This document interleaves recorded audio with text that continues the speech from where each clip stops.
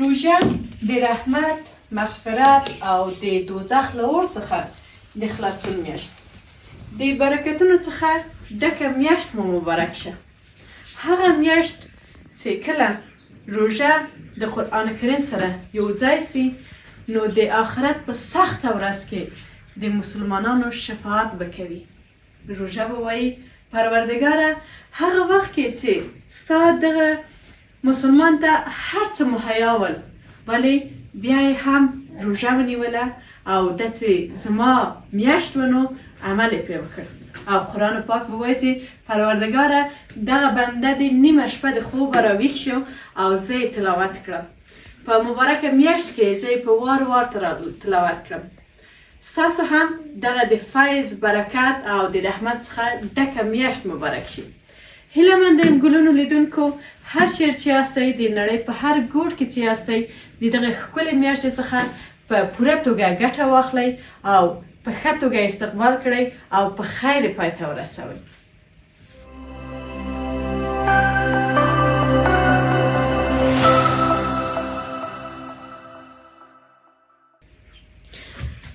ګلونو لیدونکو، قدرمنو اوریدونکو، په سلامونه او نیکې هیلو مو هرکلی کوم. د نړۍ په هر ګوټ کې چې یاستئ د دغې ښکلې میاشتې، دغې برکتي میاشتې مبارکي تاسو ټولو ته وړاندې کوم. هیله مند یم د روژې مبارکه میاشت په خیر او په خوښۍ په موږ تاسو ټولو باندې تېره سي او د الله پاک شکر ادا کوو چې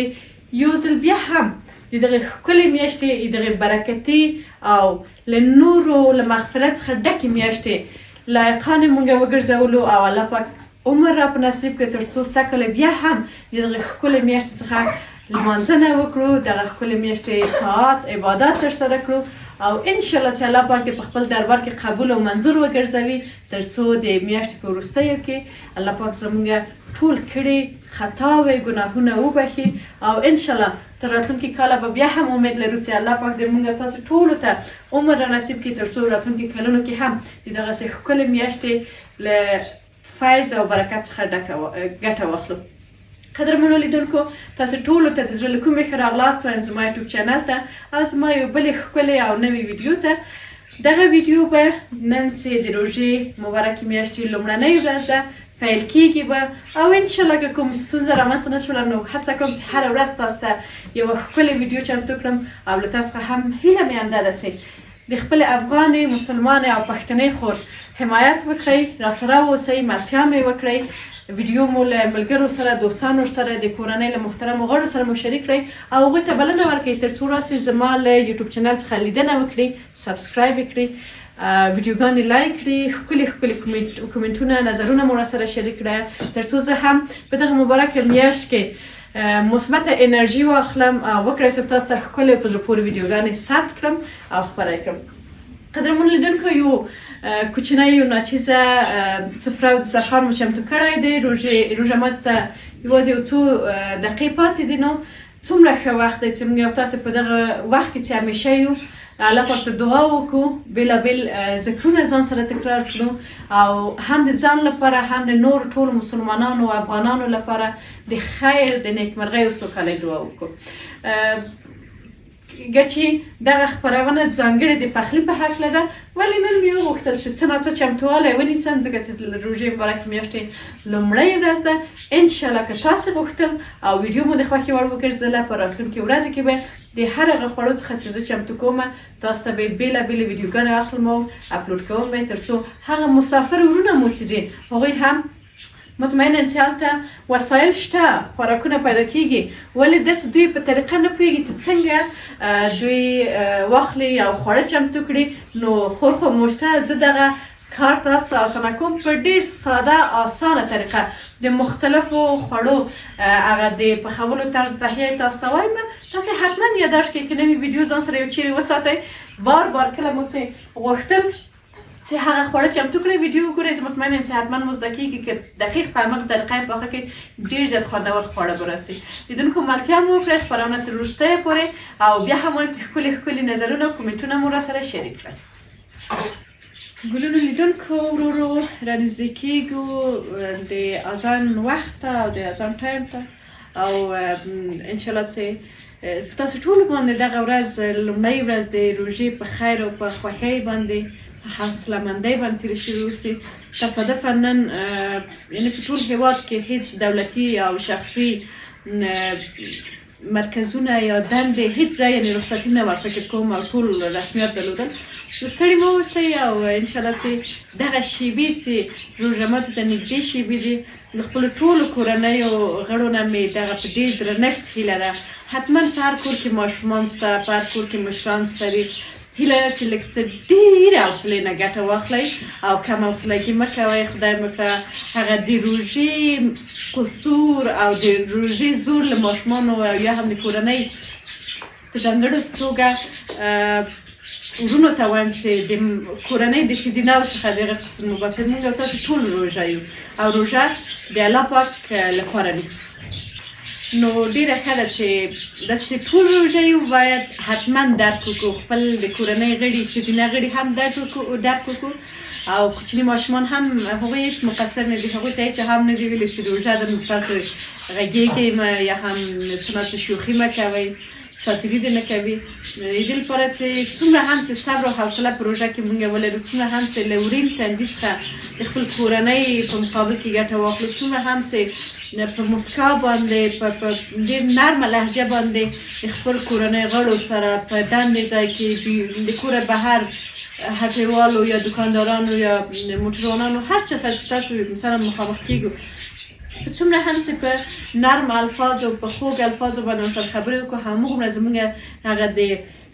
ثواب او هغه د اجر په تله کې دروندوالی راځي. قدرمنو لیدونکو یوه میاشت دغه د لومړۍ ورځې پای ته ورسېدله یوازې څو ثانیې وروسته به اذان کېږي نو فکر وکړئ شاید 9 ورځې یا 8 ورځې نورې هم همدومره زر پای ته ورسېږي او هېڅ موږ او تاسو پرې پوه نه شو. نو څومره ښه ده چې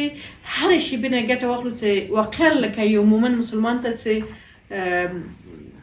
څه رقم فرض شوې ده څه رقم د دغې ورځ څخه دغې میاشت څخه لمانځنه وکړي باید په همغه ډول باندې موږ هم لمانځنه وکړو. اذان ته کم وخت پاتې ده قیجل به هم راسي او تاسو سره به هم روغبړ وکړي هم به دغه ښکلې میاشتې مبارکي تاسو ته ووایي. سلام دوستا خدا کنه جور صحتمند باشین باز هم تبریک باشه ماه مبارک رمضان اول روزش است خداوند در دربار خود از کلی روزهش قبول کنه و نمازش و تلاوت قرآنش ماه فضیلت است ماه رحمت است و هر چقدر که میتونین قرآن تلاوت کنین ثواب زیاد داره دیگه. نانم آمده است یک چند دقیقه چند ثانیه مانده دیگه اول ورځ د فکس په شپږو بجو فکر کوم اذان شاید وکړي. ما خود بلاک هستیم بازم مجبور کلکی نواز ماندیم صدا به BBC صدا نمیاد داخل دیگه میایم طرف رضا یک کمتن بگیریم پیش از او که بگیرین میگه دونمو لغمه را گرفته گپای منتظر باشیم و دعا کنیم. خورما بخیر واخلو. لیدونکو بهترین وقت په روژه کې د دعا لپاره ډېره زیاته مننه قیجم هغه وخت دی چې سرخان یا میز یا هر څه چې تاسو راحته او تیاروئ هغه آماده اوسي او تاسو یوازې د الله پاک امر ته یعنې ټول مسلمانان په تمه اوسي یعنی شروع نکوي یو څه نه خوري صرف د الله پاک اجازه او امر ته په تمه وي. بهترین وخت د دعا هم دغه وخت دی. دعا وکړو نه یوازې ځان لپاره په دعا کې وایي څومره هم چې سخي اوسئ یعنې د نورو مسلمانانو لپاره دعا وکړئ د نورو افغانانو لپاره د ناروغانو لپاره هغه کسان چې بېلابېلې ستونزې لري هغه کسان چې مسافر لري مسافر د خدای په خپل ځایونو کې خوشحاله لري حتما یو موخه به درلودله چې مسافر شوي دي نه به وایي پخوا به دعا کوله وایي مسافر د خپل کورونو ته راسي مسافر د خپل کورونو ته راسي یوازې په چکر باندې ځکه چې هغوی هم هر چا هر چې د ژوند اذان کړی د افطاري وکړو چې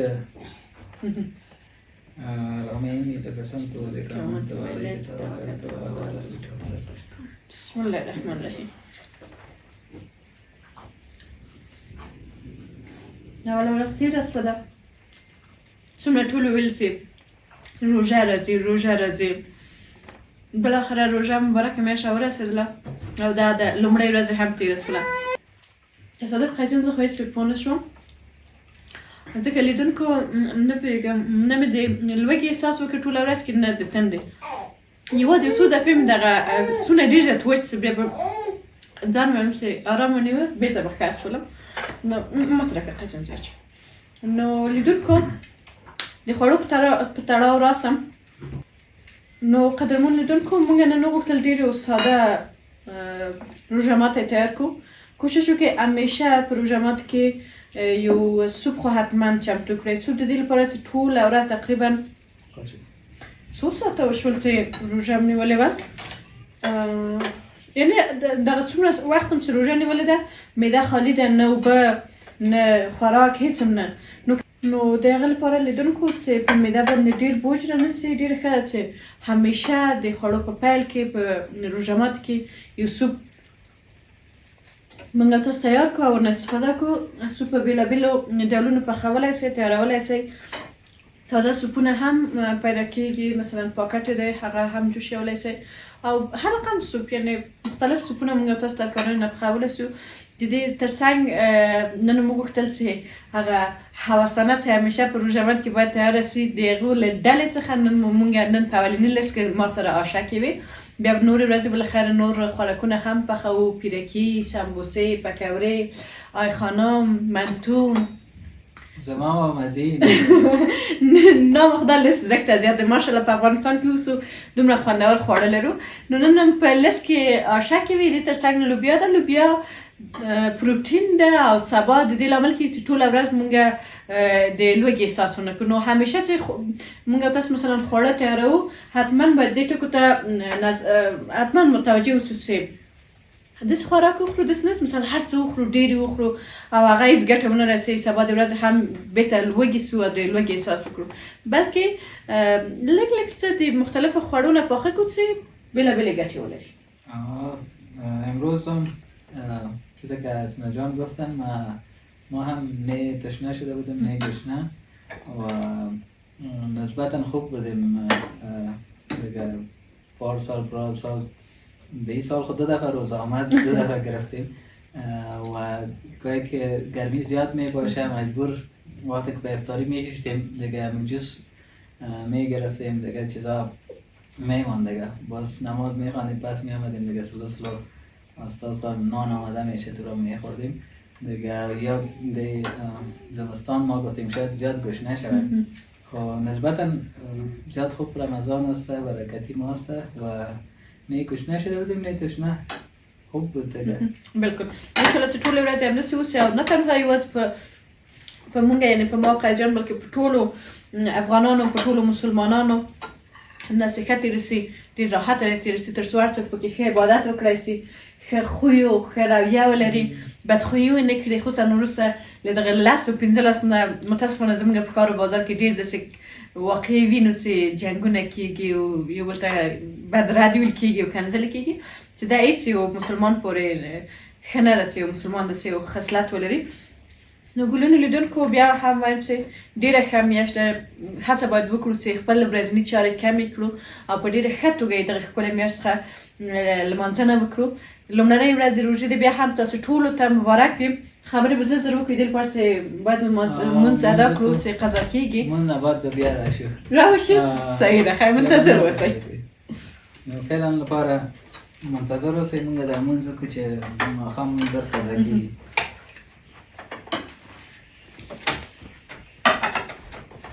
دوستان عزیز ما از نماز آمدیم پس و باز با آشک شروع کنیم دور از دلتان بله قدرمن لیدونکو ولی تاسو هم کورنۍ ته هم ډېر راحته کولی شئ آشک یعنی آسانترین خواړه دي چې آسانترین خواړه دي چې موږ کولی شو پخې کړو او یوازې اوړه یوازې